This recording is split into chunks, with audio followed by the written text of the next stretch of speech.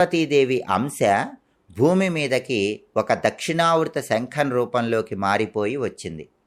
అలా వచ్చిన పార్వతీదేవి అంశ దక్షిణావృత శంఖంలోకి మారిపోయిన తర్వాత భూమి మీద సరయూ నదీ తీరంలో కాళింది అనే పేరు కలిగిన మడుగులో ఉన్న ఒక పద్మంలో పడింది. అప్పుడే అక్కడికి దక్ష ప్రజాపతి స్నానానికి వస్తాడు. అలా స్నానం చేయటానికి సరయూ నదీ తీరంలో కాళింది మడుగు దగ్గరకు వచ్చిన దక్ష ప్రజాపతి పద్మంలో ఉన్న దక్షిణావృత శంఖాన్ని చూస్తాడు. ఆ శంఖాన్ని చేతిలో పట్టుకోగానే ఆ శంఖం ఒక చిన్న పాప రూపంలోకి మారిపోయింది. ఆ పాపే సతీదేవి అని మనకు బ్రహ్మవైవర్త పురాణంలో చెప్పారు. అంటే సతీదేవి భూమి మీద పుట్టిన రోజు, భూమి మీద ఆవిర్భవించిన రోజు మాఘ పౌర్ణమి. మాఘ పౌర్ణమి సతీదేవి జన్మదినం. సతీదేవి ఎవరు? పార్వతీదేవి అంశస్వరూపం. కాబట్టి మాఘ పౌర్ణమి రోజు పార్వతీదేవిని పూజించాలి.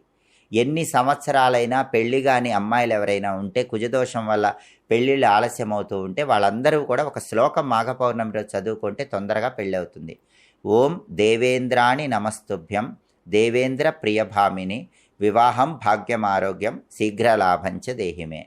అలాగే గౌరీదేవిని తమలపాకులో పసుపు ముద్దగా ఉంచి అక్షింతలతో పుష్పాలతో పూజ చేసి గౌరీ అష్టోత్తరం చదువుకున్నా కూడా గౌరీదేవి అనుగ్రహం వల్ల వివాహ దాంపత్య సమస్యలు తొలగిపోతాయి. కాబట్టి ఇది మొదటి కథ.